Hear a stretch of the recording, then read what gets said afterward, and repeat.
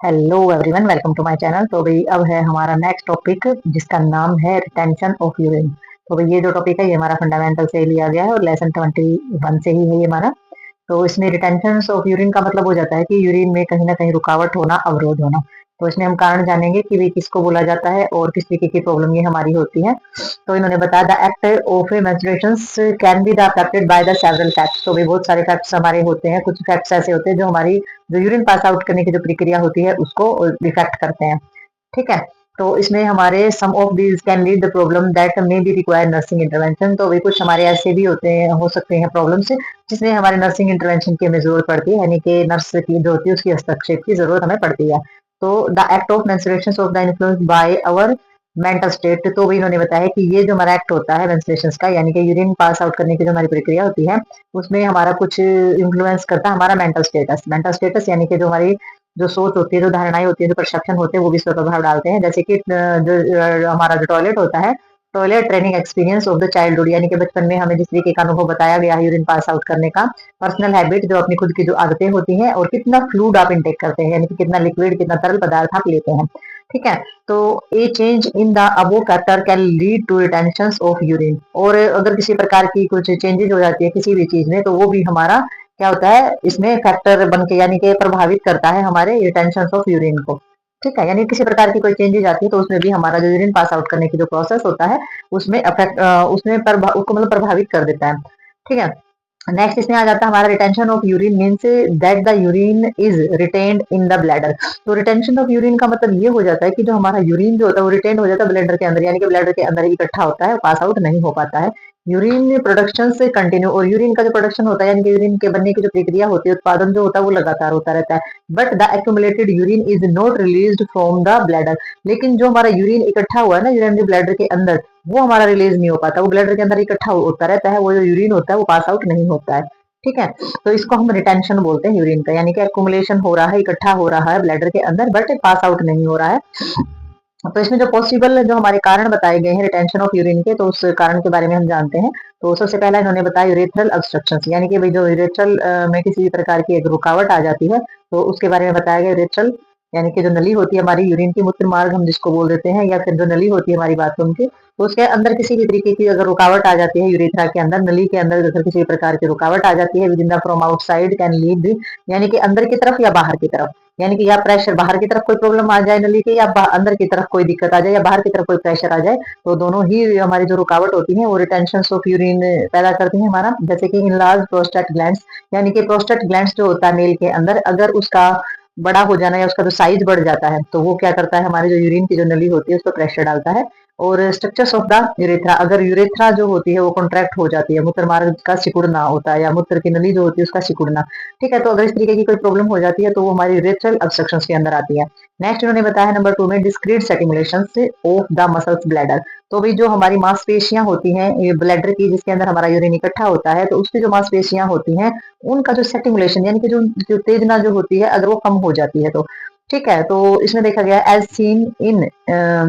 Injury और paralysis of the spinal nerve, dullness और flowing shock, anaesthesia और alcoholism. तो इन्होंने बताया है कि सेटिमुलेशन से जो हमारी जो ब्लड की जो मांसपेशियां होती है उनका सेटिमुलेटेड कम हो सकता है, किस वजह से, अगर चोट लग जाती है, अगर पैरालिसिस की समस्या आ जाती है स्पाइन नर्व के अंदर। ठीक है। डलनेस यानी कि उसका फंक्शन करना बिल्कुल ही कम हो जाता है। शोक वगैरह, अगर सदमा वगैरह किसी चीज का लगता है, एनेस्थीसिया अगर लगाया गया तो एनेस्थीसिया पता सुन करने की जो प्रोसेस होता है हमारा। और अल्कोहल, अगर शराब का ज्यादा सेवन किया जाता है तो इसमें क्या होता है, हमारा जो यूरिनरी ब्लैडर होता है उनकी मांसपेशियों की जो उत्तेजना होती है वो कम हो जाती है। तो इसमें क्या हो जाता है, जब उनकी उत्तेजना कम हो जाएगी तो ब्लैडर के अंदर कॉन्ट्रैक्शन नहीं होगा, कॉन्ट्रैक्शन नहीं होगा तो यूरिन पास आउट नहीं हो पाएगा, सारा का सारा यूरिन जो है वहीं पर इकट्ठा हो जाएगा, और उसी को हम क्या बोलते हैं, रिटेंशन ऑफ यूरिन।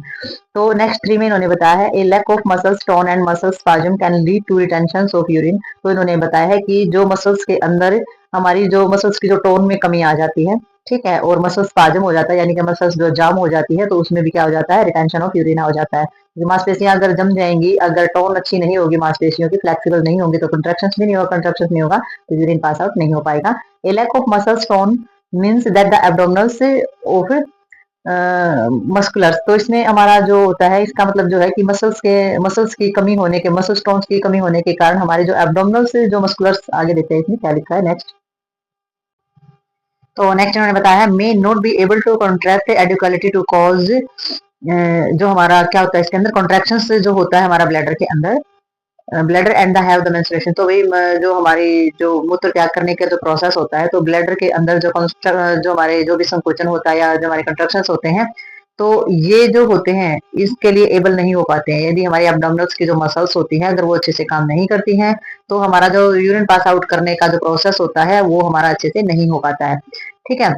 तो इसमें जो कारण होता है, जो कोज होता है, वो कंट्रक्शंस होते हैं हमारे। अगर कंट्रक्शंस अच्छे से नहीं होंगे तो ब्लैडर जो है वो अच्छे तरीके से खाली नहीं होगा, यूरिन पास आउट नहीं हो पाएगा। The retention of urine seen in the postmortem client, तो वही जो यूरिन रिटेंशन जो होता है वो ज्यादातर हमारा उस पेशेंट के अंदर देखा जाता है जिसकी डिलीवरी हुई होती है। ठीक है, तो उस पेशेंट के अंदर देखा जाएगा डिलीवरी के बाद की पोजीशन जो होती है। ऑन द अदर हैंड, और दूसरी तरफ ये देखा जाता है too much muscle stone in the pelvis region inhibitor, जो inhibitor inhabits in the menstruation reflection training to void। ठीक है, और दूसरी तरफ जो होता है टू मच मसल स्टोन, तो भी अगर मसल स्टोन जो होते हैं वो बहुत ज्यादा टू मच यानी कि मसल स्टोन जो है बहुत ज्यादा बढ़ जाती हैं हमारे पेल्विस रीजन के अंदर, तो भी हमारा मेंस्ट्रुएशन रिफ्लेक्शंस जो है उस पर प्रभाव पड़ता है। स्ट्रेनिंग टू वॉइड, तो इसके अंदर क्या हो जाता है, जो यूरिन पास आउट करते हैं ना तो उसमें जो है प्रेशर डालना पड़ता है। ठीक है, तो इसमें अगर जो हमारा जो पेल्विस रीजन के अंदर मसल स्टोन अगर ज्यादा बढ़ जाती है, जरूरत से ज्यादा बढ़ जाती है, तो भी हमारा ये रीजन बनता है, रुकावट बनती है हमारा यूरिन पास आउट करने में,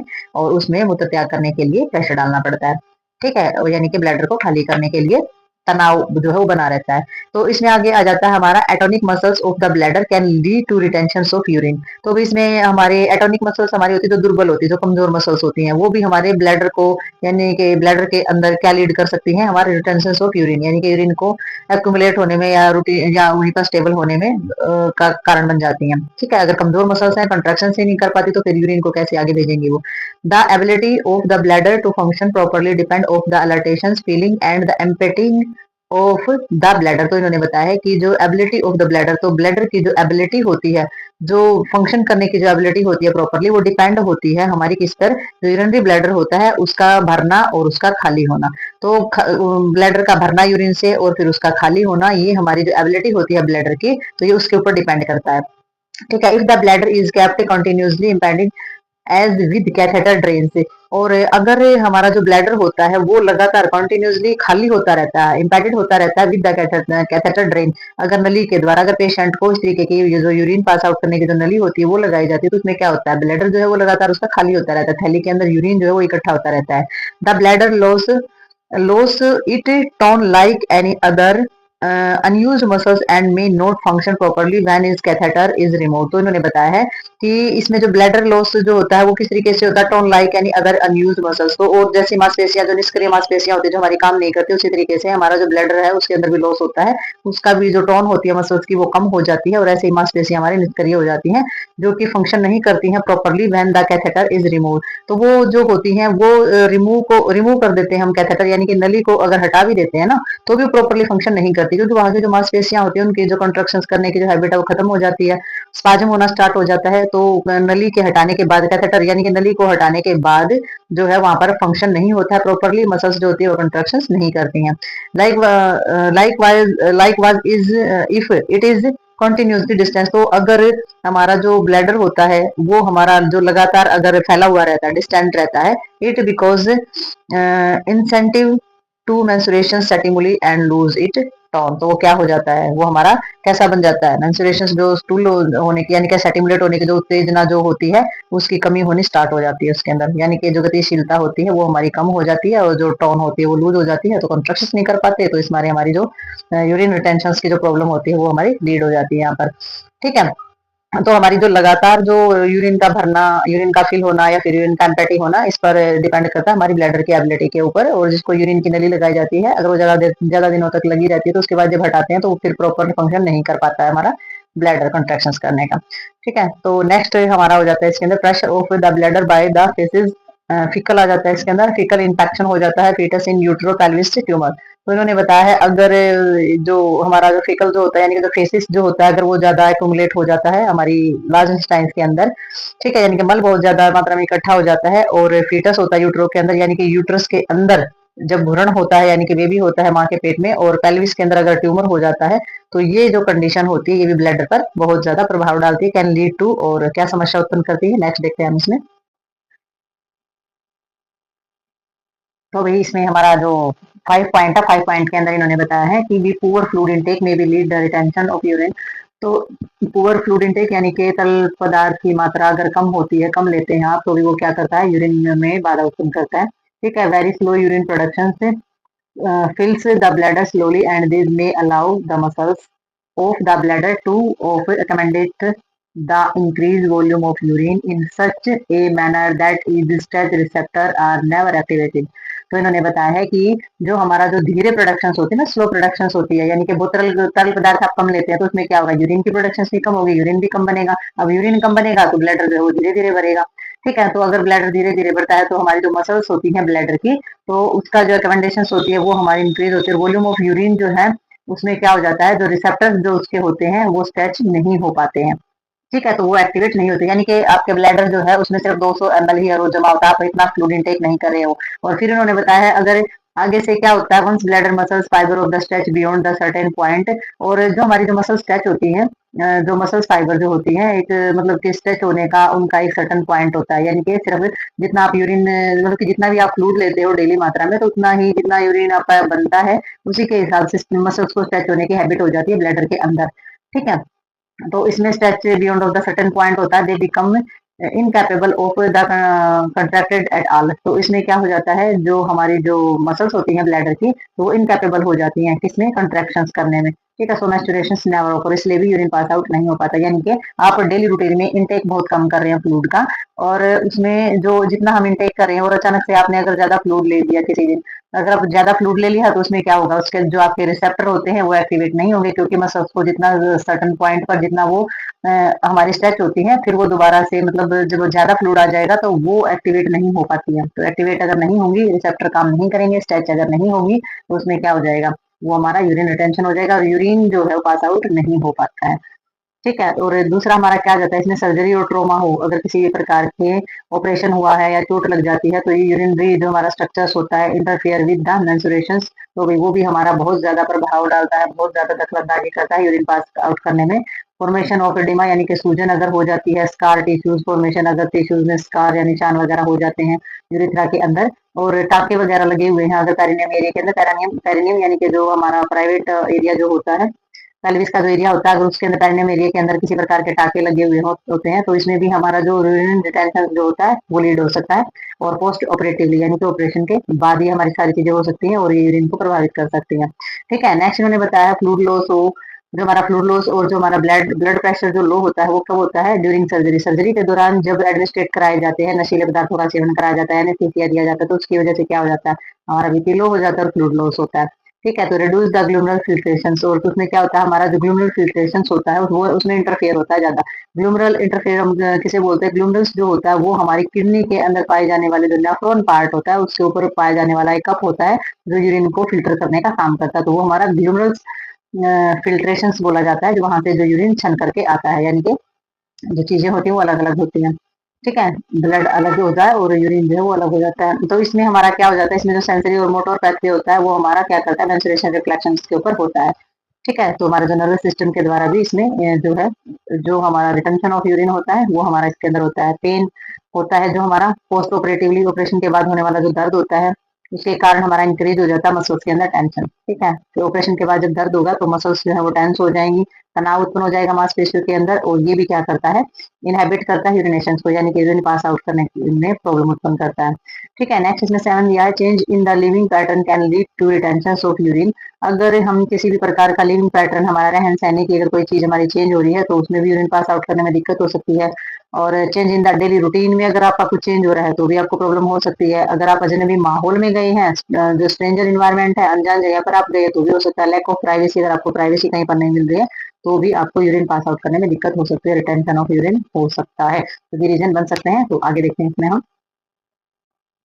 तो अभी इसमें हमारा जो बताया गया है, experience by the client during illness and hospitalisation can lead to retention of urine. तो इन्होंने बताया गया है कि जो क्लाइंट यानी कि जो पेशेंट होता है वो बीमारी के दौरान,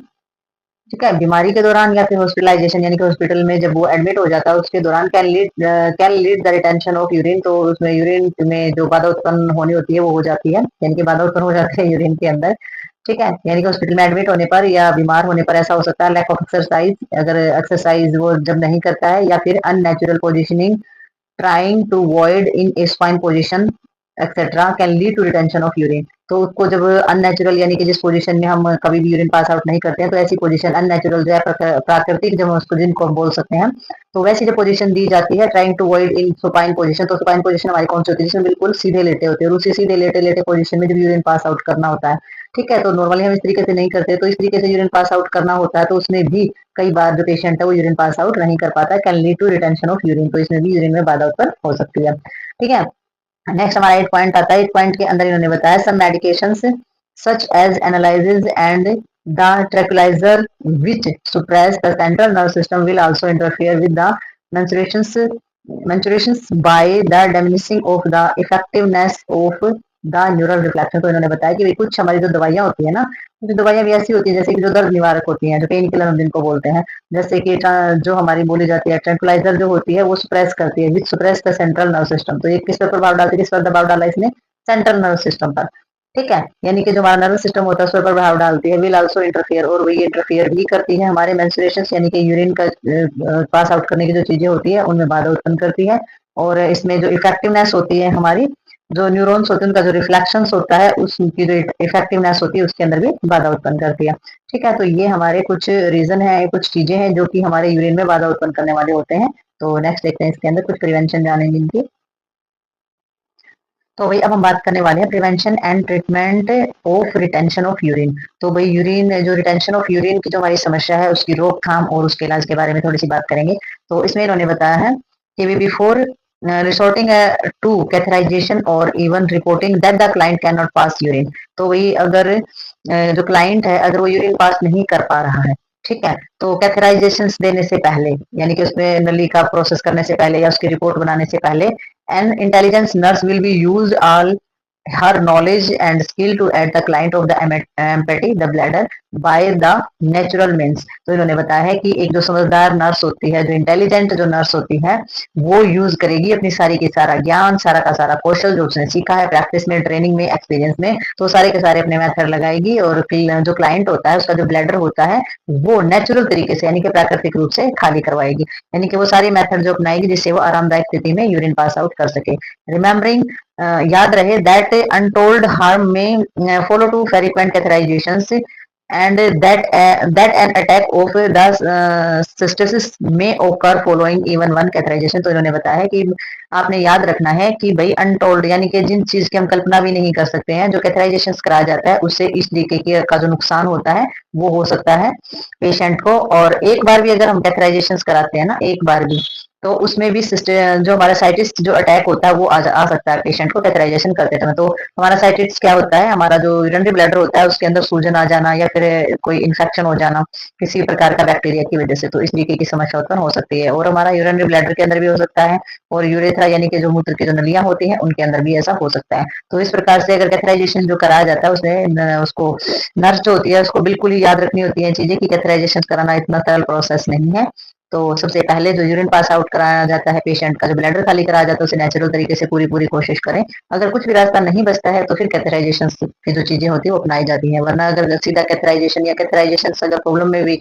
मजबूरी में भी डाला जाता है तो उसमें भी इन्फेक्शन के खतरे या सूजन होने के खतरे या फिर हमारा जो साइटिस जो समस्या बोली गई है वो होने के चांसेस बहुत रहते हैं, ठीक है। तो नेक्स्ट देखते हैं इसके अंदर हम। तो भाई अब हम इसमें जानेंगे method used in including natural urination. तो भाई जो प्राकृतिक रूप से यूरिन पास आउट किया जाता है उससे कुछ मेथड इसमें यूज किए जाएंगे वो बता रहे हैं। तो इसमें जो सबसे पहला जो मेथड होता है इसमें assist the client to his और her normal position for voiding. तो इसमें असिस्ट किया जाता है कि क्लाइंट फीमेल है या फिर मेल है तो सबसे पहले उसको नॉर्मल पोजीशन दी जाती है जिसमें यूरिन पास आउट करता है। मेल क्लाइंट में फाइंड इट इरेज to void when the standing rather than sitting और लाइंग डाउन। तो वही जो मेल जो क्लाइंट होता है वो बैठ कर पेशाब करने की जगह खड़े रहकर पेशाब करना जो है उसके लिए ज्यादा फायदेमंद हो सकता है, और नेचुरल पोजीशन उसकी हो सकती है standing at the side of the bed with the urinal में विद हेल्पफुल, तो बेड की साइड में खड़े होकर जो यूरिन पास आउट किया जाता है, तो इस तरीके से उसकी इसमें हेल्प हो सकती है, उसके लिए हेल्पफुल हो सकता है। ऐसे ही फीमेल क्लाइंट जो होती है, उसका भी जो उसकी पोजीशंस होती है, यानी कि उसको बेड बेड पर बेड पान देने की बजाय अगर उसको बेड के साथ जो कमोड वाला जो सिस्टम दिया जाता है साइड में, हो सकता है वो उसमें ज्यादा कंफर्टेबल रहे। तो ध्यान रखना है, ये हमारी नेचुरल और नॉर्मल पोजीशन होती है जिसमें यूरिन पास आउट आसानी से पेशेंट कर सकता है। ठीक है, नेक्स्ट उन्होंने बताया प्राइवेसी जो है वो प्रोवाइड करनी है। तो जो बच्चा होता है उसमें भी क्या इन्होंने बताया है, accustomed to privacy and may be the unable to void of presence of another person। हाँ, तो भाई इसमें इन्होंने बताया है कि एक बच्चा जो होता है उसको वो भी एक उसको भी आदत हो सकती है प्राइवेसी की, और किसी दूसरे पर्सन की प्रेजेंस जो है वो नहीं होनी चाहिए, वो असमर्थ हो सकता है यूरिन पास आउट करने में, अनलेस जो हमारी कॉन्ट्रा इंडिकेटेड जो होती है, in the client are the left alone for the some time when they are on the bed पान। तो इन्होंने बताया है कि जब तक मना ना किया जाए, यानी कि जब तक मना ना करे पेशेंट, किसी भी क्लाइंट को अकेला छोड़ देना चाहिए कुछ समय के लिए, जब तक वो यूरिन पास आउट कर रहा है। ठीक है, तो ये प्राइवेसी जो है ये मेंटेन करनी बहुत ज्यादा जरूरी होती है। तो इस तरीके से जो हमारा जो यूरिन रिटेंशन ऑफ यूरिन की जो समस्या होती है वो भी कम हो सकती है अगर प्रॉब्लम होती है पेशेंट को। तो नेक्स्ट देखते हैं इसमें। तो नेक्स्ट हमारा है इसमें मेथड के अंदर, offer a bed pan of urinal that is warm, a bed pan that the cold to touch may cause contractions of the perineal muscles. उन्होंने बताया कि बेड पान या फिर यूरिनल, तो बेड पान होता है, बेड पान वो होता है जिसके अंदर जो है स्टूल पास आउट किया जाता है, यूरिन वो होता है जहाँ पर यूरिन पास आउट किया जाता है, तो वो गर्म होना चाहिए। तो बेड पान और यूरिनल जो है वो अगर ठंडा होगा तो पेशेंट के टच होते ही क्या होगा, जो कॉन्ट्रैक्शंस जो होता है वो होना स्टार्ट हो जाएगा, यानी कि पेरिनल मसल्स जो होती हैं वो हमारे सिकुड़ने स्टार्ट हो जाए, सिकुड़ने का कारण बन सकती है। तो इसलिए जो बेड पान और यूरिनल जो होता है वो गर्म यूज किया जाता है, गर्म इन द सेंस इतना गर्म नहीं, लेकिन वार्म अप उसके अंदर होनी चाहिए, ताकि जो कॉन्ट्रैक्शंस होता है मांसपेशियों के अंदर ठंड की वजह से वो ना हो। Posture the muscles relaxation of the providing necessary physical support to the client and the relieving pain. तो वही इन्होंने बताया है कि जो पेशेंट होता है उसको उसके दर्द को कम करने के लिए क्लाइंट के, और उसको फिजिकल सपोर्ट देना चाहिए, उसकी मांसपेशियों को रिलैक्स करना चाहिए। फिजिकल सपोर्ट देके जो जरूरी होता है देना, फिजिकल सपोर्ट तभी दे, अगर वो एबल है तो फिर जरूरत नहीं है, अगर पेशेंट के लिए नेसेसरी फिजिकल सपोर्ट जो है वो जरूर दें और उसका जो पेन है वो रिलीफ करें। ठीक है, तो नेक्स्ट उन्होंने बताया लोकल एप्लीकेशन करनी है आपने हीट, यानी कि सिकाई जो होती है वो करनी है पेरिनम एरिया की, और लोअर एब्डोमिनल्स यानी कि पेट से नीचे का जो एरिया होता है वहां की, पोरिंग वार्म वाटर, तो गर्म पानी की सिकाई वहां पर करनी है। एप्लीकेशंस करना है हॉट वाटर, यानी कि बोतल में गर्म पानी डाल करके सिकाई करनी है। स्टिच बात जो दिया जाता है पेरिनम एरिया में 10 से 5 मिनट तक गर्म पानी में पेशेंट का पेरिनम एरिया यानी कि गर्म पानी में बिठाया जाता है, तो वो हमारा दिया जाता है posture muscles relaxation and thereby the act of the menstruation. तो ये जो सारी की सारी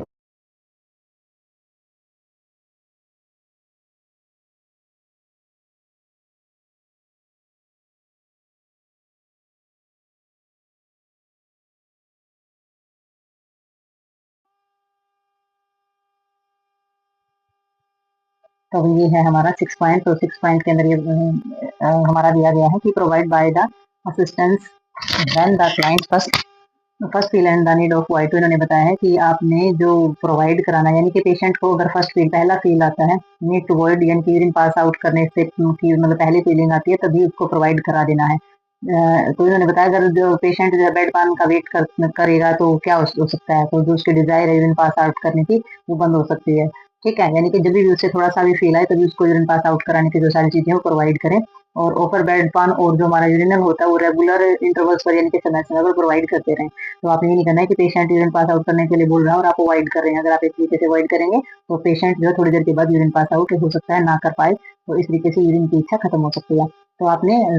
जो पेशेंट जो होता है उसको प्रोवाइड करना है, जरूरत पड़ते ही उसे पहला फील आते ही उसे यूरिन पास आउट कराएं। ठीक है, दूसरा इन्होंने बताया है कि भाई जो हमारा मेंस्ट्रुएशन होता है यूरिन पास आउट करने की जो कंडीशन होती है, तो उसमें जो रिस्पॉन्स होता है यूरिन पास आउट करने का, तो running water with the hearing, तो भाई जो बहता हुआ पानी होता है उसको सुनना, और क्लाइंट जो है जो फ्लश वगैरह किया जाता है उसमें जो पानी जाता है टॉयलेट के अंदर तो स्टिमुलेट कर सकता है मेंस्ट्रुएशन रिफ्लेक्शन को। ठीक है, तो यूरिन पास आउट करने की जो इच्छा है उसको बढ़ा सकता है, बहते हुए पानी की जो आवाज होती है, फ्लशिंग की जो आवाज होती है। तो इसमें जो टेक्निक है not only suggest in the act of the menstruation, तो ये जो हमारी टेक्निक होती है ये सिर्फ मेंस्ट्रुएशन के लिए ही सजेस्ट नहीं की जाती, but also make the sound of wedding, और ये इसकी जो साउंड होती है यानी कि इसकी जो आवाज होती है वो हमारी यूरिन पास आउट करने जैसी ही होती है। तो client become of the confident pass to pass the urine, तो इन जो हमारा जो पेशेंट होता है वो क्या बनता है, वो कॉन्फिडेंट यानी कि आत्मविश्वास बढ़ता है उसके अंदर यूरिन पास आउट करने का। ठीक है, और dangling the client of hands in the water तो इसमें क्या कर सकते हैं आप, पेशेंट के जो दोनों हाथ हैं उसको पानी में डुबो के रख सकते हैं और pouring warm water over the perineums into the bed pan and commode. तो पेशेंट को जो है गर्म पानी जो है पेरिनियम जो एरिया होता है, यानी कि उसका जो पेल्विस वाला जो एरिया होता है उस पर गर्म पानी आप डाल सकते हैं, या फिर बेड पानी या कमोड जो होता है उसमें आप गर्म पानी रख के और जो है पेरिनियम एरिया को रखवा सकते हैं। और स्टोकिंग द इनर थाई, और जो थाई के यानी कि जो थाई यानी कि जांग का जो एरिया होता है वहाँ पर थोड़ा सा प्रेशर आप डाल सकते हैं, और जो जांग का जो एरिया होता है उसमें बर्फ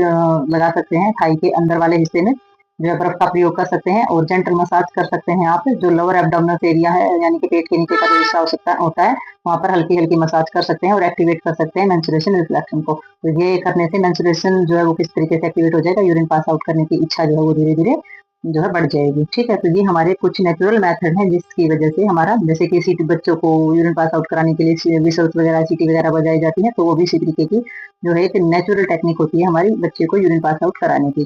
ठीक है, तो अभी नेक्स्ट इसमें आ जाता है एक पॉइंट के अंदर, आपने इनफ टाइम प्रोवाइड करवाना है पेशेंट को, यानी कि जल्दबाजी नहीं करनी है पेशेंट के साथ, यूरिन पास आउट करने के लिए प्रॉपर उसको टाइम देना है। Never slow hurry as this may cause tension in the client और lead to the contractions of the sensor muscles. तो वही आपने बहुत जल्दबाजी जो है नहीं मचानी है, आपने पूरा टाइम देना है यूरिन पास आउट करने के लिए पेशेंट को, क्योंकि अगर आप बहुत ज्यादा जल्दबाजी मचाते हैं तो सेंसर मसल्स जो होती है उनका जो कंस्ट्रक्शन जो होता है, यानी कि उनके अंदर जो की जो समस्या होती है वो लीड हो सकती है पेशेंट के अंदर तनाव पैदा होने से। आप बहुत ज्यादा जल्दी मचाएंगे, पेशेंट टेंशन में आ जाएगा, टेंशन में आएगा जो कंट्रक्शन होना है सेंसर मसल्स के अंदर वो हमारा जो है ज्यादा बढ़ जाएगा। अब कंट्रक्शन होगा तो क्या होगा, वहां की जो चीजें सिकुड़ जाएंगी, डायलेशन नहीं हो पाएगा, तो यूरिन पास आउट नहीं होगा। तो नेक्स्ट इन्होंने बताया resources and the emotional support helpful of the relaxation the client. तो क्लाइंट को रिलैक्स करने के लिए जो इमोशनल भावनात्मक रूप से जो सहारा सपोर्ट दिया जाता है वो बहुत ज्यादा मददगार साबित हो सकता है क्लाइंट के लिए, उसको रिलैक्स करने के लिए। ठीक है, और हॉट एनिमा दिया जाता है इतना परमिटेड, अगर परमिशन है, अगर डॉक्टर ने अलाउ कर रखा है तो आप हॉट एनिमा दे सकते हैं, अगर कोई और समस्या नहीं है तो may relieve the retention of the urine. तो ये हमारी जो यूरिन में रुकावट पैदा होने वाली जो चीजें होती है उनसे छुटकारा मिल सकता है। नेक्स्ट उन्होंने बताया है give fluid freely unless of the contraindicated. अगर मना नहीं किया गया है तो बहुत ही ज्यादा मात्रा में फ्रीली जो है फ्लूइड देना चाहिए पेशेंट को, बहुत ज्यादा मात्रा में। अगर पेशेंट को मना नहीं किया गया है, तो अगर किडनी की प्रॉब्लम है पेशेंट को, तो फिर इस तरीके की चीजें नहीं की जाती है, तो पेशेंट जो है देखा जाता है कि उसकी कंडीशन क्या है, उसी तरीके से सारी चीजें अलाउ करनी होती है। तो इसमें जो फ्लूइड होता है बहुत ज्यादा मात्रा में दिया जाता है। तो सिंपल ड्यूरेटिक जो हमारे मूत्रवर्धक होते हैं, सिंपल जैसे कि नींबू का रस होता है, ठीक है, नींबू पानी जो है वो दिया जाता है, और थोड़ी हल्की मात्रा में चाय कॉफी वगैरह दी जाती है, ये भी हमारे यूरिन पास आउट करने में, यूरिन को बढ़ाने में हेल्प करते हैं और यूरिन पास आउट कराने में मदद करते हैं। Are given the plenty of the include urination. तो इसमें जो है बहुत ज्यादा मात्रा में जो है फ्लूइड दिया जाता है यूरिनेशन को बढ़ाने के लिए। साधारणतः यूरिनेशन को बढ़ाने के लिए बहुत ज्यादा मात्रा में फ्लूइड जो है वो इंक्लूड किया जाता है कि ज्यादा से ज्यादा मात्रा में हम पानी पिएंगे, जिससे यूरिन जो है यूरिनेशन जो है वो ज्यादा हो सके, ज्यादा मात्रा में यूरिन जो है वो हमारा पास आउट हो सके। तो ये हमारे नेचुरल मेथड है। अगर यूरिन कम आ रहा है तो इसका मतलब आप फ्लूइड भी कम ले रहे हैं। ठीक है, तो फ्लूइड इनटेक अगर आप ज्यादा करते हैं तो आपका यूरिन जो है वो ज्यादा आता है, और उससे बॉडी के अंदर जो ब्लड की क्लीनिंग और बॉडी की क्लीनिंग जो है वेस्ट प्रोडक्ट जो है वो ज्यादा अच्छे से निकलते हैं। तो ये जो हमारा टॉपिक था बहुत इंपॉर्टेंट टॉपिक था, जिसके अंदर दिया गया था यूरिन रिटेंशन की जो समस्याएं थी वो सारी की सारी हमने इसमें की है। इसके जो प्रिवेंशन है वो भी हमने देख लिया, नॉर्मल मेथड भी देख लिया। तो ये हमारी डेली पर होती है कंप्लीट। तो मिलते हैं नेक्स्ट वीडियो में और नेक्स्ट वीडियो के साथ, तब तक के लिए बाय।